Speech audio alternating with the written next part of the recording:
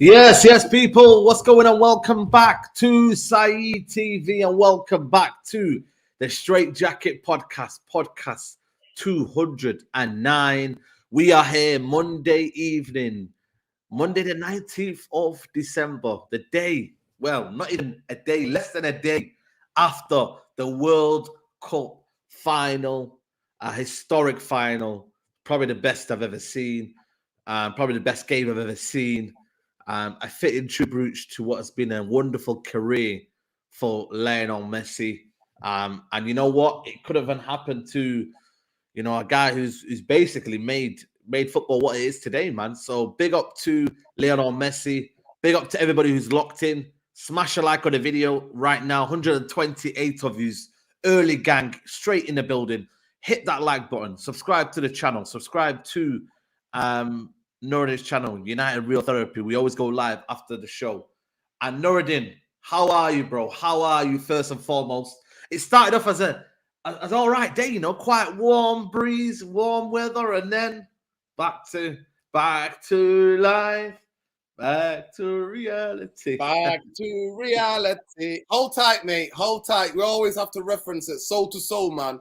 Soul to Soul, man. Soul bands Britain ever produced, man. I think they're probably the best soul band Britain ever produced. So hold tight, Soul to Soul, man. Back to life, back to reality. You know what I mean? It is what it is. I'm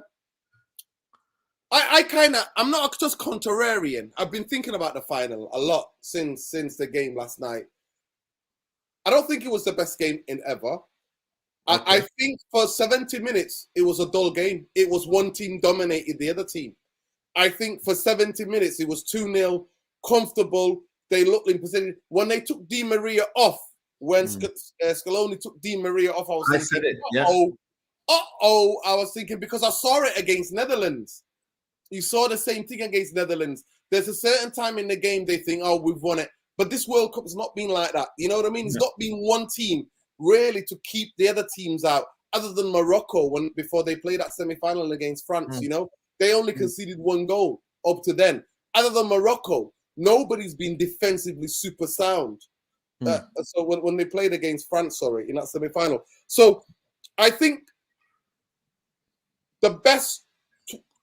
So from the 75th onwards, it's the best final from that moment. From 75th, so the penalty gets awarded.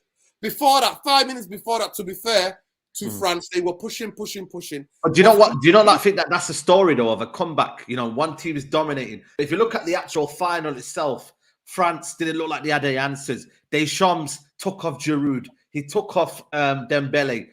This is the plot. Messi thought he'd won it. Then France came into it. The villain story of Mbappe. Sometimes we look at it and we think you can't get a perfect 90 minutes, but you get the whole game, which becomes a perfect game. If you know what I mean, because then you see 2-0 up, you then see the comeback, you then see the ending, then Argentina think they've won it again, then Mbappe comes in, and then the ultimate climax at the end, and that's penalty shootout. I think for me, we're looking at this fucking ESPN Classic. This will be an ESPN Classic. But on a serious note, it's not for me. It's not, because do you know why? Do you know the reason why? From 70 minutes onwards, there was one team that was playing. There was one team that was connecting. There was one team that was pressing as a team. There was one team that was in it. The other team, the ball was going out of play. They were falling all over their feet. They didn't know what the hell was going on. There was no construct to it. They didn't even have a shot on goal till about 68th minute, something like that.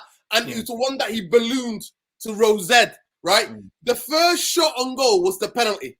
The first shot on target was the penalty. So for me, it's not a classic game.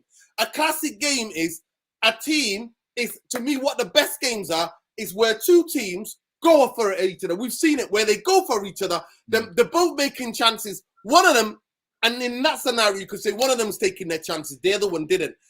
From 75th onwards, yes, it was remarkable for a final. From that onwards, 100% I agree with everybody. From the plot that came, because this game, I honestly, no word of a lie, I had my phone in my hand, I'm watching it, and I'm literally tweeting out, this is probably the most dominant World Cup final since since 98, France, R9, having a fit. What happened in France? Zidane, 2 headers, Petit, 3rd goal, 3-0, France. They were by far the better team on the day. Brazil didn't have any chances, any notable chances.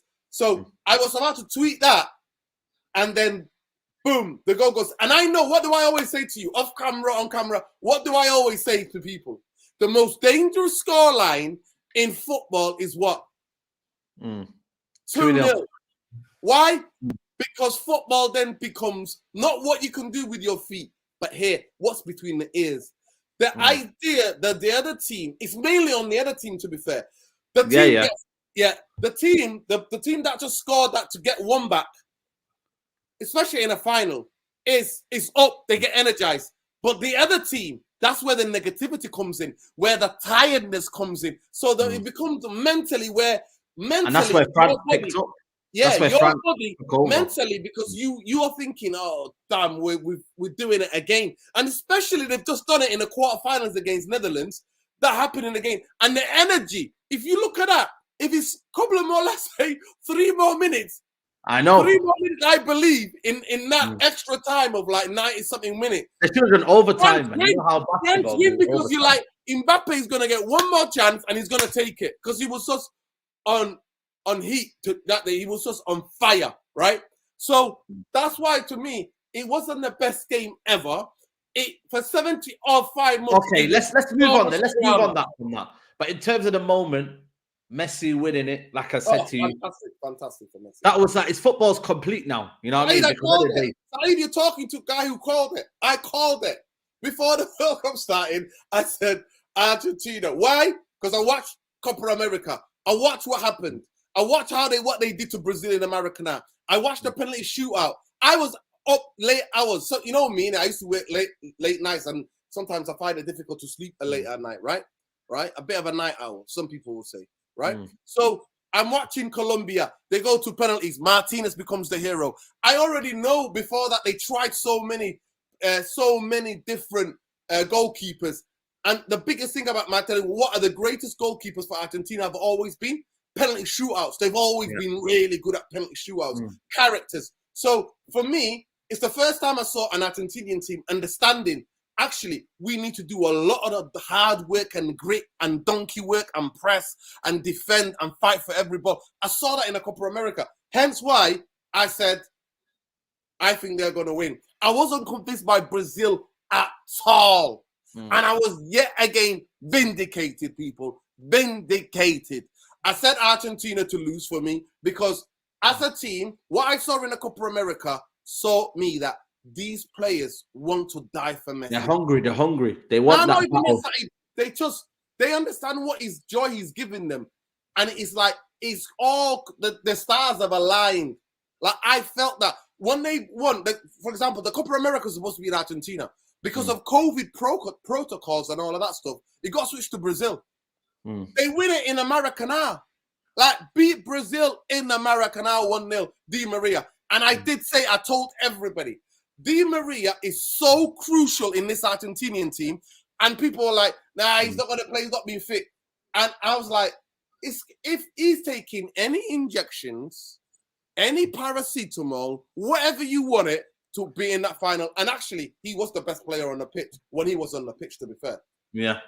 Now, I think for me, like I said, the momentum, the momentous occasion, the World Cup for me has been one of the best World Cups I've ever seen. Yeah, 100%. Has been the best World Cups we've ever seen. 100%. And like I said, that final was just mesmerizing. Like it just for me, like I didn't play the game yesterday, and I felt like I was knackered after the game because it was like, of course, it's like that, it's basket. It was like a basket, and I don't watch basketball, but it felt like a basketball towards the end. This, you score, we score, these, and then it was again. I mean, it's that chance, isn't it? What's it called, Miss Coloni, McColoni? Yeah. And then they go, Argentina go up the other end, and Lissandro Martinez, he gets it wrong. It hits him dead on. Like, that would typify the game. And that's what I loved about it, because the game then, and that's what made me sad, Saeed. What made me sad was that we would have had that for 100-something minutes. We would have had that if France would have turned up, but they didn't. They didn't turn up, and they all looked shell-shocked. If I was the Shams, I would have took 5 off. He took 2 off. I would have took 5 off because some of those players. It was vindicated though. They made him, froze. especially Coleman. Coleman made it. That Coleman did, but to be fair, I would have took off Dembele. 20 minutes gone. I would not have waited till 40 minutes. I would have took off Dembele. I would have bought on Camavinga in midfield because to get in control of the midfield. That's what I would have, because Argentina bullied them in midfield and played through them in midfield, and that's what happened. Yeah, absolutely. So for Messi, for me, amazing career, greatest of all time. No, greatest of his generation.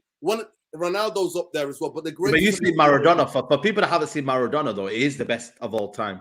Obviously, you see Maradona, so it's different for you. Yeah, but that's what I'm saying to you. For a lot of the FIFA generation, Messi is your goal. I understand that, but football has changed from when Pele started this. When you know what I mean, Maradona came into this. When it's changed, when R9 came into it. Every player in their generation have changed something for the football.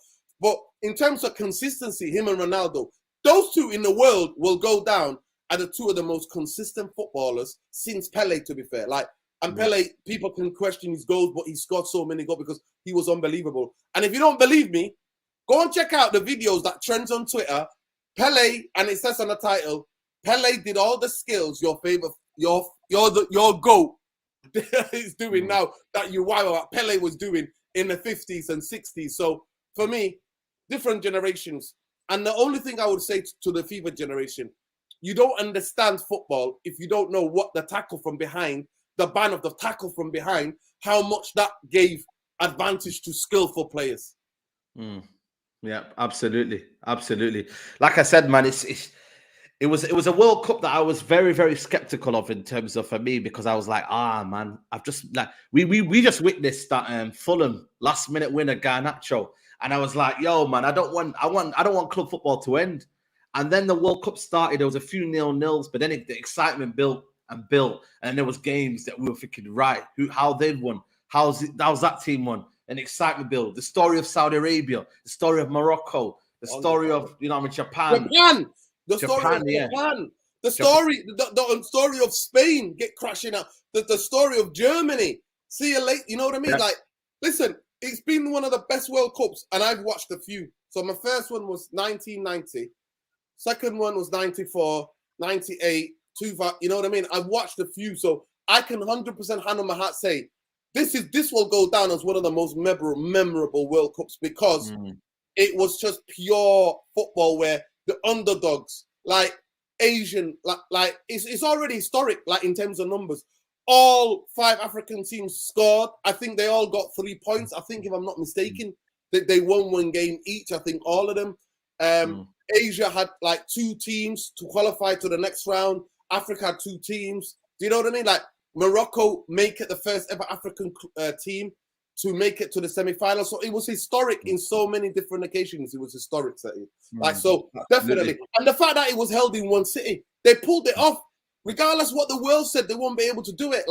It's a record as well. Somebody got to 4 games in one day. From 10 o'clock, 1 o'clock, 3 o'clock, 7 o'clock. It's mad.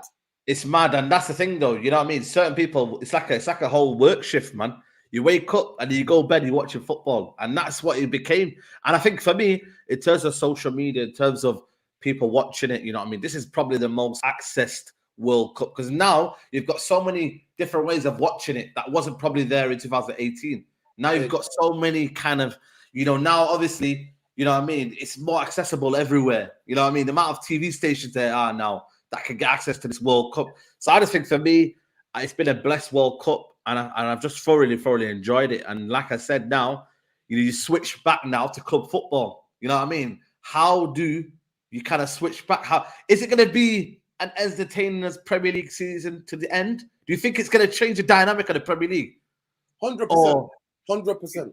Do you think 100%. So? Because I'm looking at it, because certain players would have been disappointed. Certain players would have been, you know 100%. What I mean? It's probably took it out on them physically, mentally. So 100%. I just hope that, the Premier League can live up to it, because it's also based on excitement. We don't have the technical ability. We have excitement. You might go in different leagues and you find technical ability still there. But for us, It's pace, power, energy, pressing, relentless. So let's hope that we do still get an end to the season, because like I said, on Wednesday night, we've got Burnley. We got the Burnley.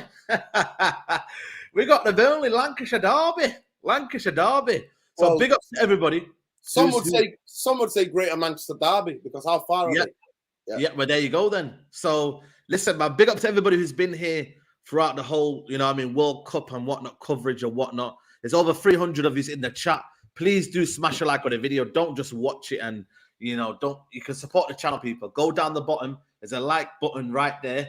Hit that like button. Subscribe to the channel. And like I said, man, Premier League season is back. Carabao Cup is back. And obviously, Man United news is back. This is where it gets interesting. And obviously, we've still got the Dubai, Qatari ownership. But you know what? We got some news over the weekend, Nuruddin. I didn't really talk about it on my channel because I think it came on. When did it come? Was it yesterday?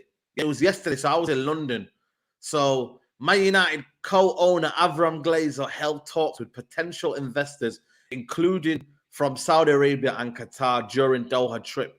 Nature of talks unclear, but comes amid Iran Group aiming for full Man United sale of the first quarter of 2023 at 6 to 7 billion pound. Yes, 6 to 7 billion pound. When you initially heard this, Nuruddin, were you excited? Because I know you always say, oh, don't believe anything. But the fact that it came from, again, The Athletic, did that excite you a little bit? Surely it must, like, Nuruddin, just give me a little bit of, like, No, not really excited. You know why?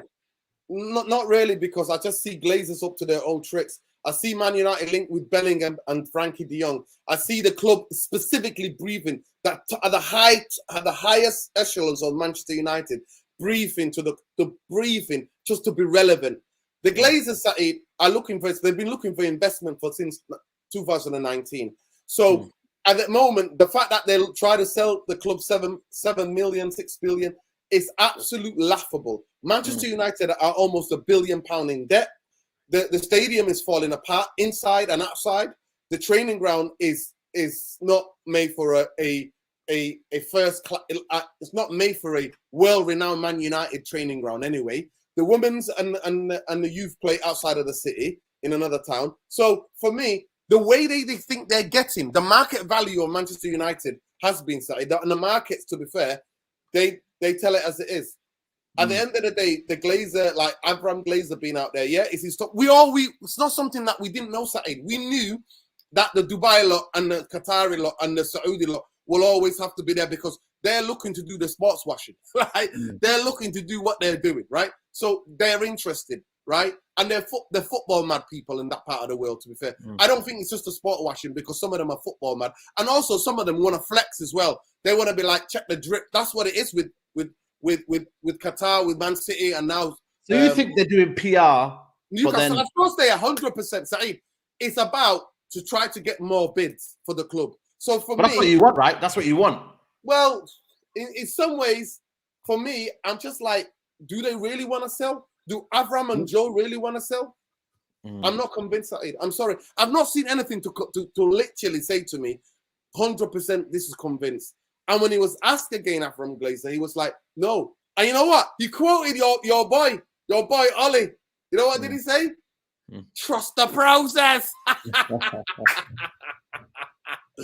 He knows. But you know one thing about him, Avram Glazer, wherever he is in the world, he's never too far away from a journalist, is he?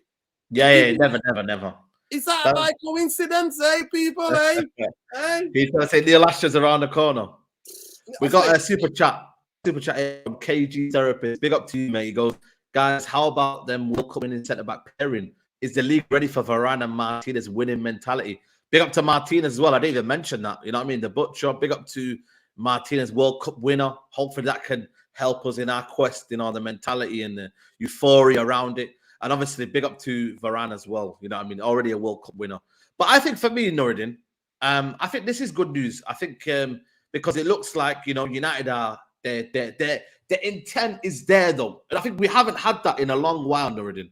We haven't had that where we've had intent that they are looking for a full sale in the first quarter of 2022. It can only be a positive. And at this minute, you can only take little positives. You can't really take, whatever. And, you can only take the positives that we're getting. And it's coming from reputable source in David Ornstein. That's all we can take from it. But for me, like I said, if the Qataris and the Dubai investment are interested, then for me, that's exciting times, because at the end of the day, like I said, we know what's going on with the sports washing and whatnot. But in terms of Man United and the funding that they're going to get, it's invaluable, because Ten Hag has been talking, what do you call it, or whatnot. And there are sources coming out saying that he's looking to bring in world-class players. He wants world-class players. He wants to bring in the best of the best. And to only do that, Nuruddin, you've got to basically, you've got to have the investment ready. Because at the end of the day, who else is going to come out there? There isn't anybody else that can afford that. Now, listen, 100%. Listen, I'm not, like I said to you, Saeed, I am that 17 years. When I'm talking, big up, by the way, Masood, Fassa. Big up. I'll answer your question in a minute. The US, I'll actually answer your question quickly. No, why sport washing when they do it with the Middle East, but it's not if the American buys it?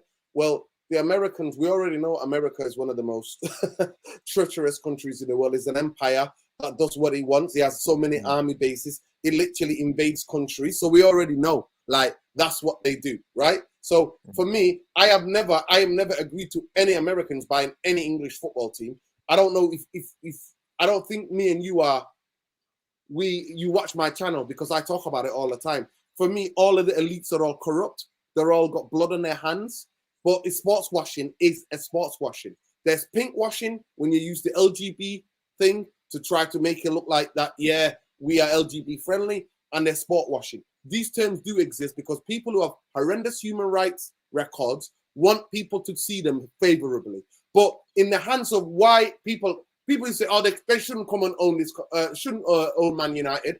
I used to think like that. But then I looked at the British economy and I see they're so invested in the British economy. It's incredible. All of the big companies they invested in the properties they own in London and in around the UK. Like, I look at like China.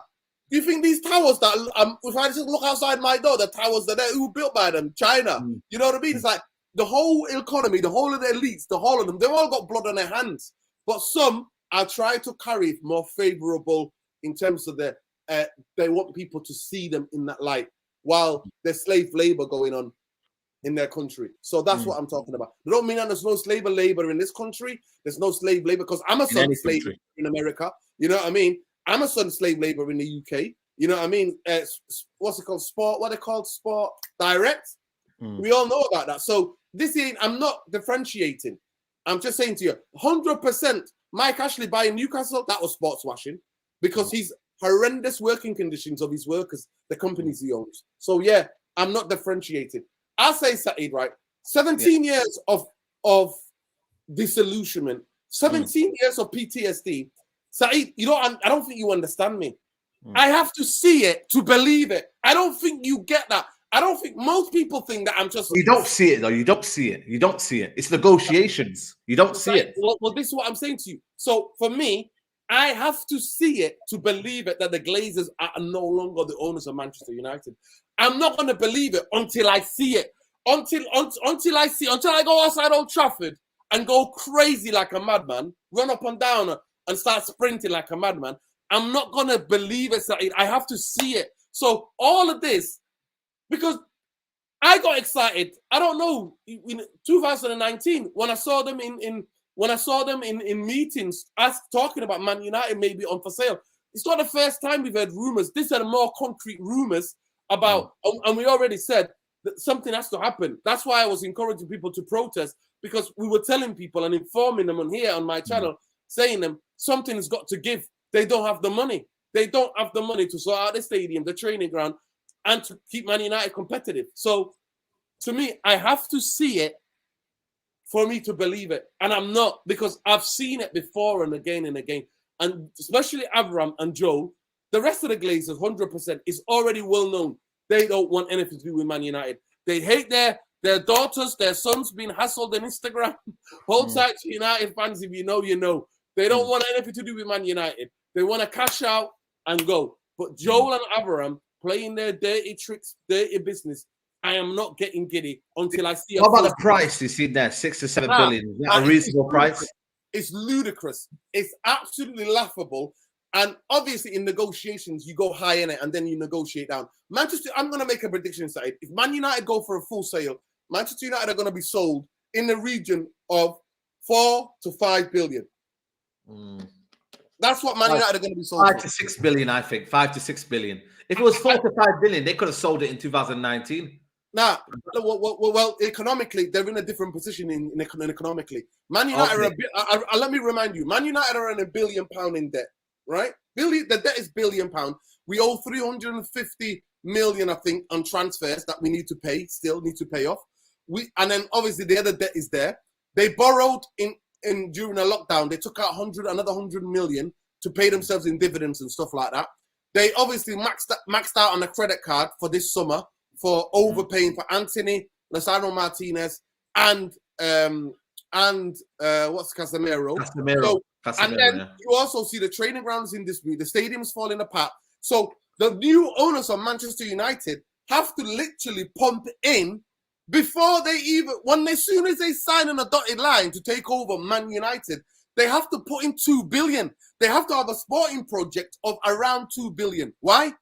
Because that takes care of the stadium. That takes care of the training ground. That takes care of maybe giving some funds to Erik ten Hag, what you just talked about. So this idea that if the Glazers wanted 7 or 6 billion, then the stadium would have been sold, training ground was sold, Man United would have been in a certified Champions League place. Then maybe they could have got 6 or 7 million. Not the economical reality now, Saeed. Not the economic. It's like you having, like, imagine you buying a car, yeah? You got a couple of bumps here and there. You bought the car for a certain amount of money. It was worth, you've had it for 17 years. All of a sudden, asking for like some ludicrous amount of money for the car that's got holes in it. That, you know what I mean? Like, it doesn't, like, I'm saying to you, I know it's different slightly before you jump at me because you're buying for the potential to bring the Man United back to the top and the biggest. I mean, we're trending now, Saeed. I put a tweet out earlier, yeah, with a meme, yeah. You know what? Hated, adorned, but never ignored. Man United, the day after the World Cup, are trending onto 2 different hashtags on Twitter. Like, it's unbelievable. And you've got fans now. Focus is back. You've got fans from rival fans literally making up memes and going, Man United better calm down. Because there's been a lot of Lisandro Martinez loving, right? Man United. Yeah, I know. And local fans have been. And that's why I put the tweet out. I put the tweet out there for a reason, Saeed, because I wanted to show, look, hated, adored, but never ignored. We're still the biggest #1 news. We're the biggest trending news. And a lot of those other fans from rival fans are scared that the Glazers might go because Glazers is something they've had. That's why they've never seen us as a big threat. That's why they've never been like, they weren't asked about us because they knew we were shit for a decade. Yeah, of course. And that's why I put the tweet out. But listen, Ten Hag is probably getting a bit giddy, you know what I mean, and whatnot, and it is what it is. Big up to Masoudi, says our debt is 514 million, not a billion. Just checked. No, I just want to correct him, Saeed. He doesn't understand the figure. That is, Man United own 350 million in transfers, and then they took out 100 million as well during the COVID to pay themselves the dividends. Remember last year? So I just want to remind him that, yeah, absolutely. But obviously, Ten Hag is obviously, you know what I mean. This Andy Mitten's reporting. Andy Mitten, who's close with Man United, done a few stuff with Man United as well. He says Erik ten Hag wants to continue to bring world-class players at Old Trafford as he seeks to restore their status of an elite club. Noureddin, what do you make of that? That is interesting. You know, kind of news coming from the Erik ten Hag camp. He's looking to restore them. Well, this is from the interview where he sat down with. He sat down and gave a exclusive interview to Andy Mitten of the Athletic. And whole time Andy Mitten in it, like at times I'm frustrated because he should be asking things as a fan. I know he loves the club. Yeah, I know he does the fan scene. He's been covering the fan scene. If those of you who know, Man United fan scene. So hold tight to Andy Mitten. Sometimes I get frustrated with him, but he's a good reporter. He does a good job. I just sometimes my love for Man United overtakes his professionalism as in terms of journalism. Mm. I couldn't do what he Andy does. Mitchell Sitting does, down yeah, with yeah. Ed Woodward and these guys. I wouldn't. I would not be giving any softball interviews to Ed Woodward. And I've told him that into his face, by the way, outside hotel football. I did say that to him. I said, Andy, you should have asked harder questions. So it is what it is. So to me, that Ten Hag is saying what he's saying. It's interesting that Klopp's not been asked any of these questions, or Klopp has not done it in the interviews, because 5 people have left Liverpool now. 5 people. 5 people have left Liverpool. So they're all their analytical team, the director of football, their CEO, all of them have gone now. So it looks like Liverpool might be ahead in terms of the actual sale of Man United before Man United. Obviously, Man United make the news. Liverpool are still quiet as well. What manager is not going to say, I'm going to need investment? What manager is not going to say, I want to bring world-class footballers to this club? And because I've got to start, because he's the guy. He's the guy, like the stars that are aligning for Messi, Saeed. There is nothing more than I want, Saeed, the Glazers to go. I promise you. That day, I'm going to be very emotional. Talking about it now, I'm getting emotional because you don't understand what they did to this football club. And I always have to remind the fan base, this is not a natural decline. This was systematic, structural mismanagement, gross misconduct, and handling of one of the biggest football clubs in the world. Yep. That's what it is. So, us being the way we are, it's not by mistake. 3-4 years, yes, you could say you've been a bit in the shadows for 2 to 3 years, 4 years at max, not for 10 years. Absolutely, no, you're right. And obviously, you know what I mean. There's a couple of players that have been mentioned. One of them, obviously, is Jude Bellingham, and basically what they say is Man United will move to sign Jude Bellingham in the summer. I will sell him an idea of becoming the leader of a new era at Old Trafford to tempt him. But I think for me, this ship has sailed with Jude Bellingham. I don't know why United would even think of that, because we had the best chance to go and get him when he was at Birmingham. You know what I mean? And we had that moment. We got Cantona, we got Fergie, we got Robbo, like 2 amazing historical figures 3 historical figures in Man United, and they couldn't persuade him. Somebody had a photo with him. I think it was today or the other day. And the Asian guy, was it? The Asian guy. Yeah. They asked him, and he laughed and said, "Don't be silly." Like, you know, swear down, I seen it, man. Crazy. If I'm not mistaken, then I might be mistaken. But the quote that I saw was that he said, "Don't be silly." The thing about it is that I did a video on United Real Therapy the other night, and I wrote, the Glazers are literally embarrassing the fan base again, because the Frankie de Jong thing is being recycled again. And this is the club, by the way, the club briefing. So this is like Samuel Racing got it first. Simon Stone got it first. Yeah. So you know, Saeed, I just want to tell people, right? Simon Stone of the BBC, unless he specifically, Neil Ashton's got to him and got him a direct quote from either John Murtagh, one of the Glazers, or Richard Arnold, you know he's not going to print that, Saeed. You know that he's not going to print that. So that directly came from him. And then obviously Samuel Races Lockers gets it as well. So when you see that, you see 2 guys who have been specifically briefed. This is not Sport Witness. This is not on 365. This is not on Goal. This is not on Sky Paper Talk. This was specifically of these 2 journalists who have got contacts in high levels of Man United. I titled the show, "The Glazers Embarrassing the Fan Base."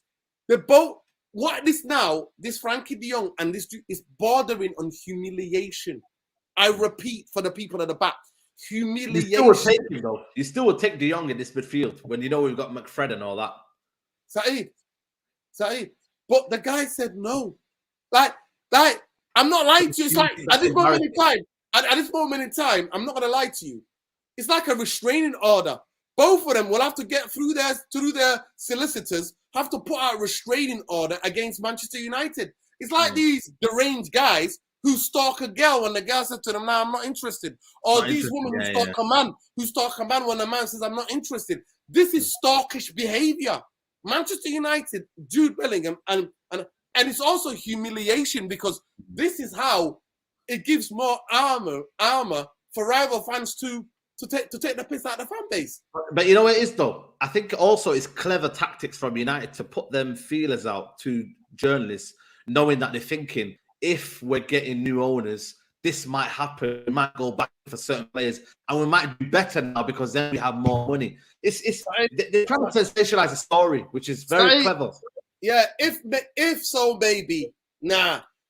Listen, if Man United were taking over tomorrow, then I could say the briefing from those new owners about being after world-class players, I'll take it. I'll take that, and it's up to Jude Bellingham and Frankie. So you wouldn't judge the new owners going back in for Jude Bellingham? No. What I'm saying to you is that if so, maybe if the new owners came and said we're after Frankie De Jong, and I would then still be like, I'm sorry, you're stalking them, but I would know. Different owners, though. Different owners. No.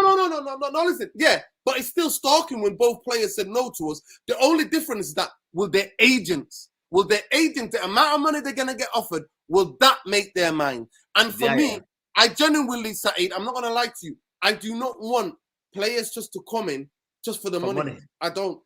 I'm sorry. But at this minute, though, when you look at it, you know what I mean.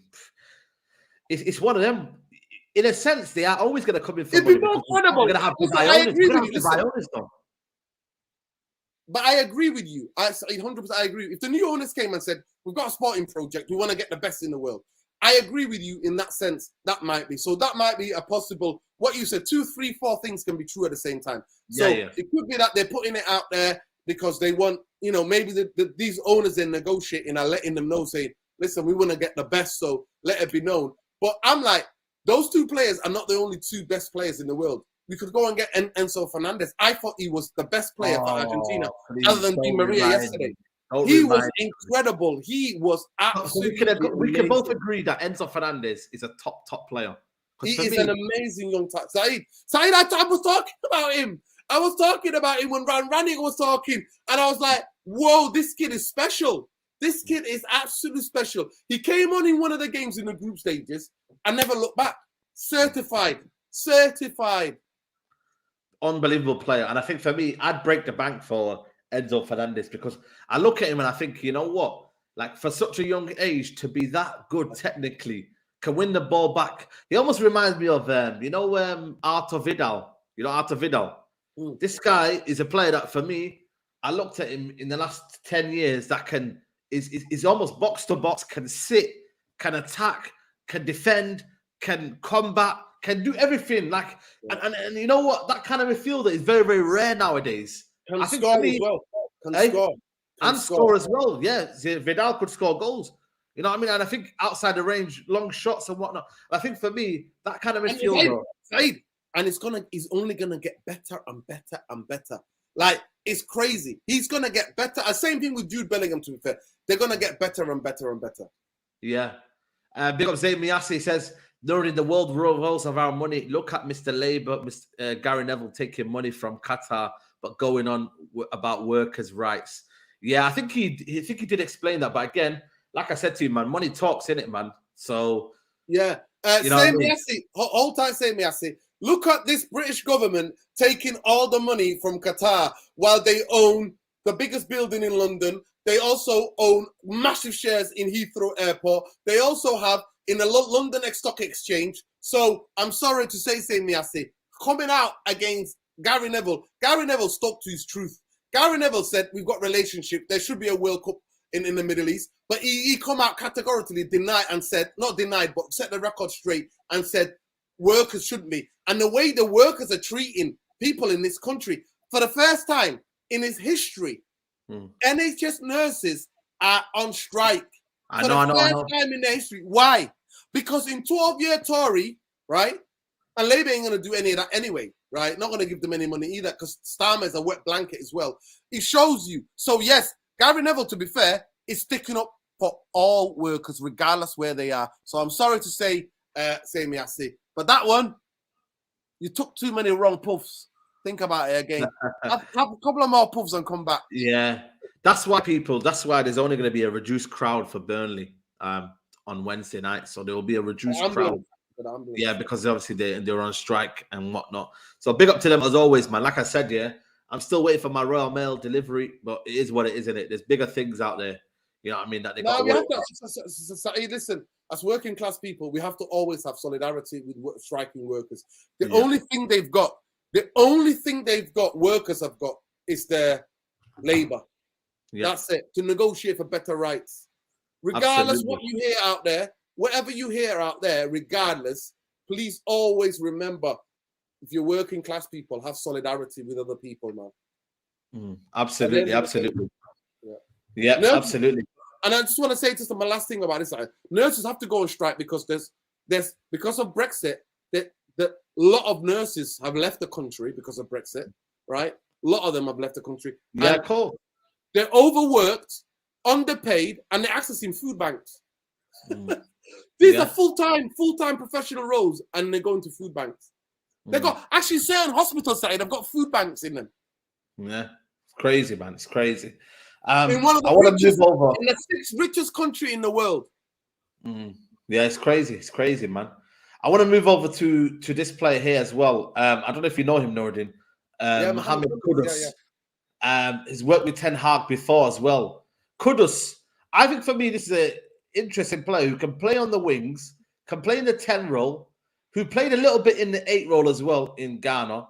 But Mohamed Kudus, what are you saying, bro, about Mohamed Kudus? Because again, it's a similar player that apparently now wants to leave Ajax as well. Liverpool are linked with him as well. We've already got a lot of wingers. We've already got a lot of players who are in that forward area. But obviously, it depends on what happens with Sancho this season, especially the end of the season, you know what I mean, and whatnot. But Mohamed Kudus, what are you thinking? AJ says, I'm yet to be convinced by Kudus. No, he's a brilliant player. From what I've seen of him, obviously, he's still young. He can improve. For what Ajax, obviously not in the World Cup. I don't just scout players just at the World Cup. You scout them for the club and World Cup, by the way. And there's going to be a debate. I need to have you on the channel again sometime this week, Saeed, because we're going to have the ultimate debate. Because I see a lot of people shitting on the World Cup, and going, World Cup is lower level than that. No, there isn't. It's just different. That don't mean it's better. Or to me, World Cup is where, for your country, where the whole world eyes is fixed on you. So the pressurized games the pressure of a World Cup game is enormous because you're getting it from your whole country. So this idea, players, and we've seen players who've been scouted after the World Cup, and then that doesn't necessarily transform because the World Cup is different. It's different kind of pressure. It's 7 games. It's the best out of 7. Who can go out? Who can be the best team out of 7 games in the World Cup? And that's what it's about mainly, right? So for me, I think the kid is fantastic. I think he's got a lot of potential, but at this moment in time, when I look at the areas in midfield, we need different type of player. We need different type of player. Mohamed Kudus was like 6 foot, could hold up the ball, can play his back to goal all day, every day. So what? So you're trying to describe this one here, then? You know what I mean? Cody Gakpo. I don't think he could play back to goal. No. You know, the thing is with this Gakpo, I don't know. The more I look at this deal now, I'm just looking at it and thinking, A, could we get better out there? And B, like, I think it's going to take a lot of time when it shouldn't really take a lot of time. This kind of deal should be done, wrapped up quickly. But I feel like this might drag on where it might be a back and forth kind of thing. We want him, but then we don't want him. We want him, then we don't want him. Then the fan base are still unsure if he's the right player to bring into the football club. I've never seen a kind of a guy who's divided the fan base, you know, in terms of, you know, the way people look at him, Cody Gakpo. I really don't know, because I just look at him, I think, if he's going to play on the wing, I'm not sure. If he's going to play up front, then I'm like, you know what? I can see potential. But right now, we go into the Burnley game, Nordin. It's a scary thought, but until January, we have to play with Martial up front. That's what we're going to do. Well, this is the point. We're going to talk about it, honestly, on my channel in more depth anyway. But hand on your heart, Saeed. If you had any player to buy now, are you buying Gakpo to play striker for Man United? Right now, if you told me, no, he wouldn't be on my highest priority, no. Where would it be in your list? He would be 3rd, 4th, 5th. Well, that says it all. I think that answers that question. But then the thing is, if the manager wants him, I get it. I understand that. But like, he wouldn't be like higher on the list. I would have thought Man United would have been in for better targets. For me, Vlahovic. But then again, this Ivan Toney's caused a little bit of situation in the scenario. Saeed, I'll say this to you now. Man United are not getting Osman in January. Man United are not getting Ivan Toney in January. Man United are not getting Mitrovic in January. Manchester United, the strikers that Man United can get is that Zik guy, Schick, you know, that Patrick guy. Patrick Schick. But Man United can go and get Benjamin Sesko. Man United can go and get Thuram, even though I don't think he can hold up the ball and he's the back to goal striker. I think he's more of a wide guy. He's a wide guy. He's a wide guy. Yeah. So for me, that's what we're linked to, and it might tempt the Glazers. I'm not going to lie to you because they're saying it's 10 million. Apparently, that's how much he's valued, 10 million. To me, Benjamin Sesko is the guy that I see. Patrick Schick is the guy that I see as well, who can hold up the ball, who's got technique, who can bring people into play. I don't see other guys, and that's what I want, Saeed. But I'm going to come back at you, actually. Varane apparently injured. Are you? Apparently he's not, you know. Apparently he's not. Apparently it's just you know that he's fatigue. injury prone. Apparently it's fatigue, though. That's what I heard. It's more fatigue. It's not an injury. Yeah, but more fatigue. Okay. Okay, but we know that he's injury prone. We have to play with Maguire. We have to play with Maguire and Varane until 31st now. You know that. Until the game against Wolves on the 31st, we have to play with Lisandro Martinez and Varane. We have to play with Maguire and Lindelof until then. Yeah, no, of course, I understand that 100%. So listen, I understand the next 3 games. That's the guys that we've got. The next 3 games. And obviously, Dalot is back on that, but like I said, we have to make sure he's okay because he got a hamstring injury, so that could come back, especially in these winter months where your muscles and you're very, very fatigued and your muscles are very achy. There's not much recovery time now. So again, you know what I mean? The quicker we've been off Wan-Bissaka, the quicker we do that, and I hope it's quick, by the way, the quicker we can go and get a right back. But I'm surprised that it's still not linked with a right back. I'm surprised, Nuruddin, that we're not linked with a right back. Nothing. No, we have been linked with loads of right backs in the last couple of We years. have to sell to buy now. That's what the club motto is now. Sell to buy. This is a new motto now. I keep hearing it all the time now. Sell to buy now. Man United never done. When's the last time Man United raised enough funds to go buy players? When we were that club where we were net spenders and whatnot, we never was that club, man. We could never ever sell well. So now this idea that they can go and sell Wan-Bissaka for a decent price. I'm sorry, man. You're gonna have to loan him out, and then we're not getting our money. Jamie Aston saying Enzo Fernandez to Arsenal. He goes, Saeed, I just said to him before that he's smoking the pipe. He's gone overboard now. He smoked the whole sheet. That set of shisha that he was smoking. There's something in that needs to be tested. Yeah, absolutely. I'm telling you, man. What's that road in London? Edgware Road, man. I'm telling you, I was round there yesterday as well. So you know what I mean. I was around there. Did you watch the World Cup final? Did you not stream it? Did you not? No, we did it. We did the Big Six watch along. So that's yeah. No, I saw that. Yeah. So we're doing that, man. So and he asks us here, what about the Muslim countries doing business with China who have Uyghur Muslim slave? You got Muslims. Yeah, that's on them. And that's what I said.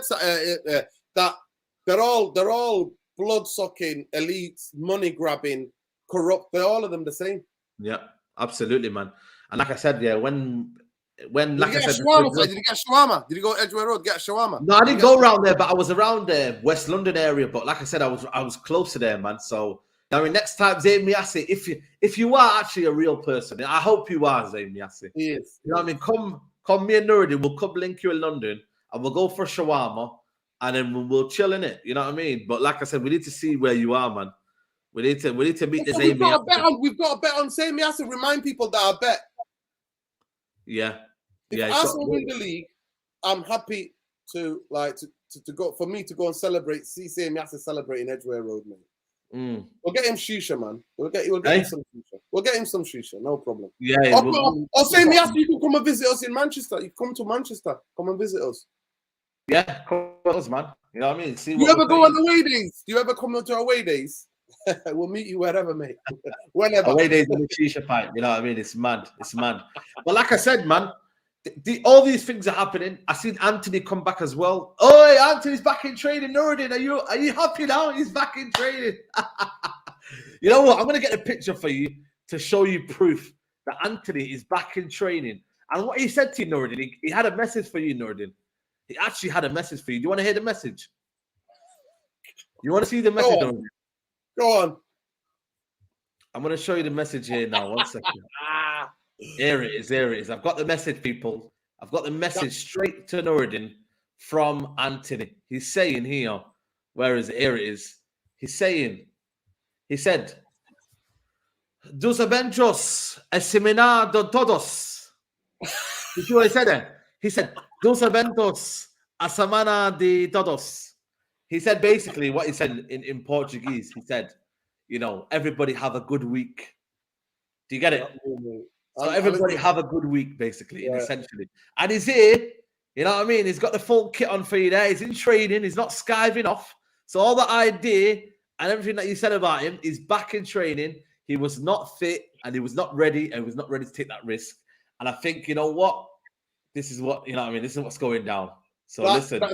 Saeed, I'm telling you now, who needs Neil Ashton when you got Saeed? When you got Saeed, you know what I mean? So Saeed now that is the president. Saeed is the president and the chief of Antony FC, mate. That's what he is, man. He's the chairman, the director of Antony Chairman, FC. Director, man. Antony FC, man. The CEO. I don't do Saeed, FC, official, man. people.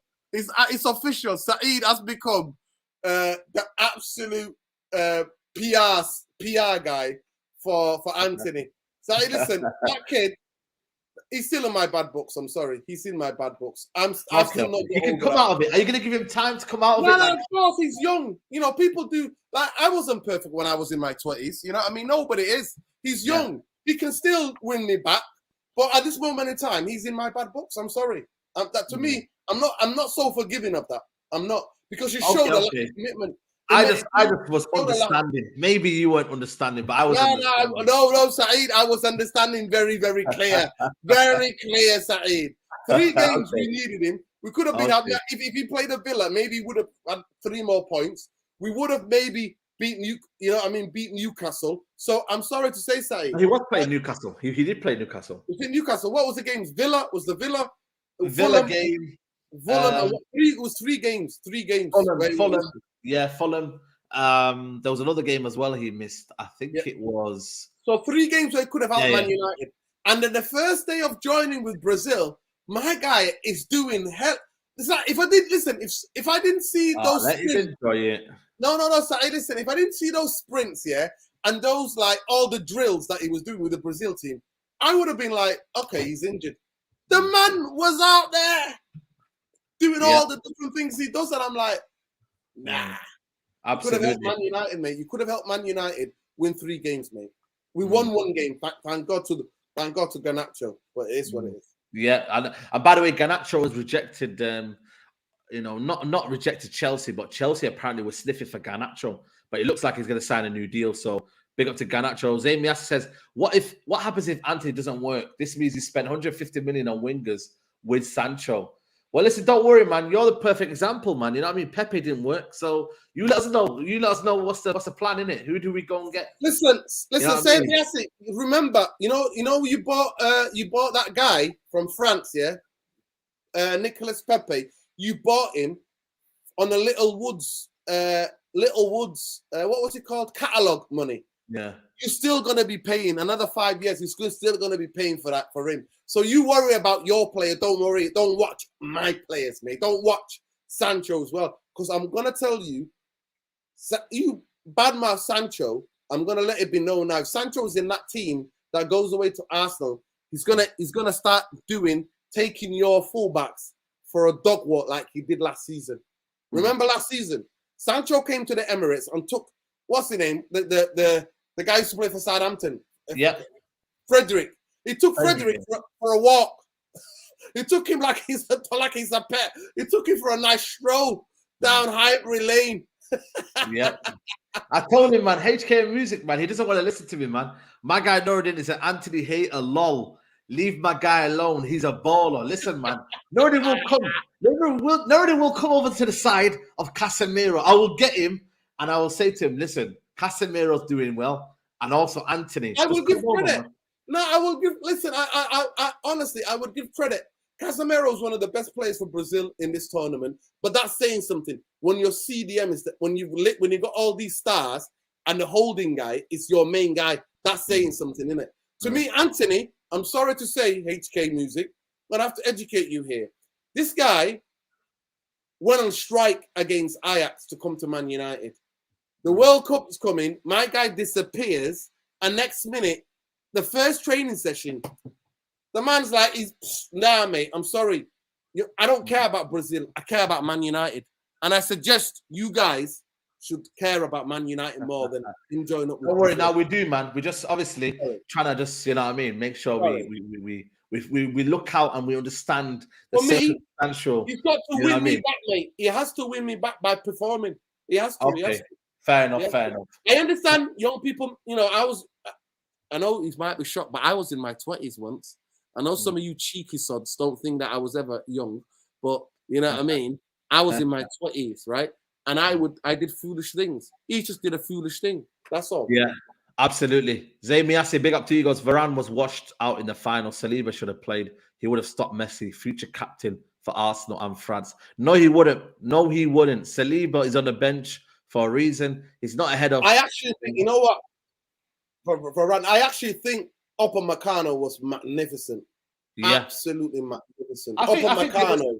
Yeah. Upamecano in this World Cup for me. So to me, because remember, he went to Bayern Munich with a lot of pressure. He did a mistake, though. He did a mistake. No, he did, but he kept him on side. But Saeed, trust me, defenders have kept people on side. To me, defenders keeping people on side is one of the least things. Yeah, At least try to defend the ball, right? But the biggest thing for me was that he saved. He could have been over a couple of times. He could have been over, and he saved some crunching tackles from Upamecano. And I thought he was one of the best defenders for France in this World Cup. One of the best defenders in this World Cup. Hands down. Yeah. Right, let's do this quick team for the Burnley game. In goal, I'm guessing it's going to be David De Gea. Well, we know what the centre-halves are going to be, Saeed. Yeah, well, there you go. To me, to you, to me, to you. Listen, man, this is PTSD, man. How do we end up always here, man, every single time? But Lindelof and Maguire, centre-back pairing. Who's going to play right back? Do you reckon he's going to rush back in Dalot? Or who plays? Wan-Bissaka might play. Wan-Bissaka, yeah, to be fair, we need to prove why he needs to get sold, innit? So we need to get some money from him. But again, Wan-Bissaka, I mean, we'll talk about another this channel in a bit, all the players that wanted to leave. Left back, Malacia, I'm guessing? Yeah. You know, he didn't play a single game in the World Cup, man. Vanguard just didn't rate him at all, man. What's going on, man? But then again, you got Daley Blind, who for me is magnificent player. And let's see who else is in here. Right, in the midfield. Oh my God, man. Who's going to be back? Casemiro's back, innit? If Antony's back, Casemiro will be back. Do you reckon he'll play straight away, though? Yeah, I think why not? Brazil were knocked out when? They were knocked out in the quarterfinals, mate. Casemiro and who else is in there? McTominay's definitely going to play. McTominay's going to play. I don't think Casemiro will play, if I'm being honest. Okay, so McTominay and Fred.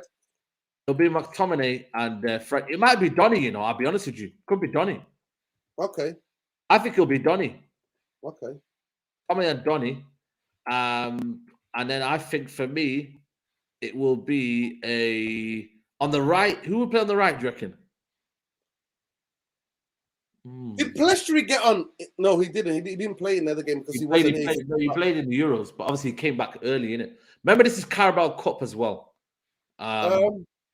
Yeah, but Burnley are top of the championship. If I'm not mistaken. Burnley are good. I think this is a game where I think there could be an upset. You know, I'm not saying we're going to lose, but I think this could be a generally tough game. You know, Burnley are flying and they've got some decent ballers, man.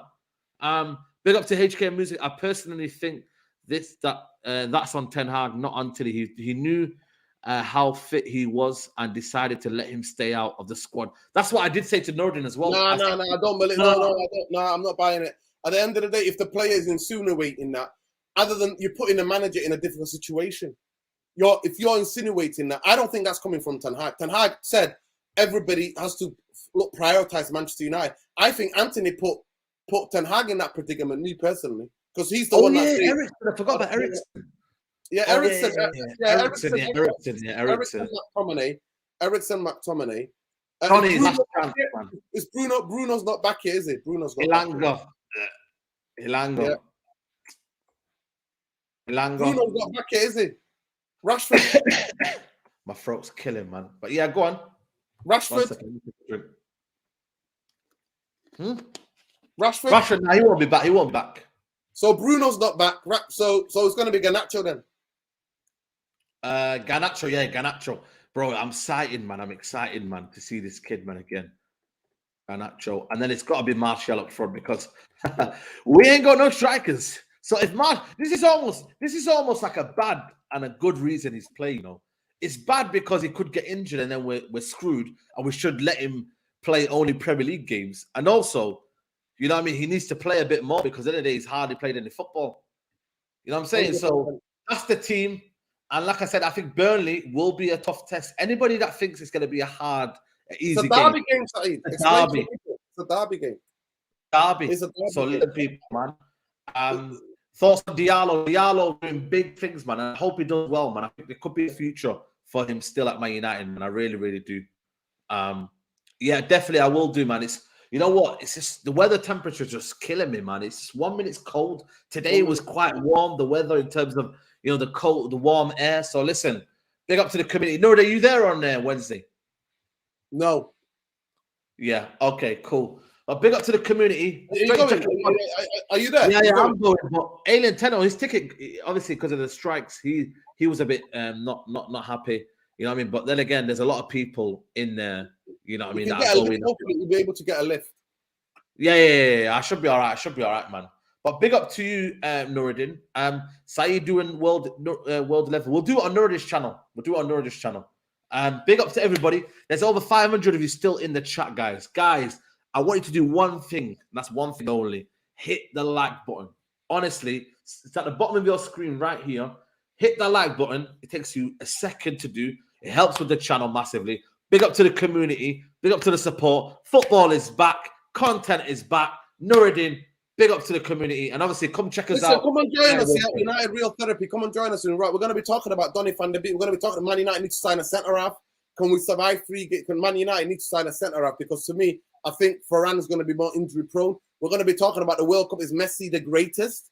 We're going to be having all those discussions. So come and join us. United Real Therapy, people. There you go, people. Smash a like on the video. I'll be back tomorrow for Best of the Rest show. Like I said, the content is coming back, people. So make sure you tune in. Like the video. Wednesday, match day. So make sure you tune in for that one. We're out. Peace. Take care.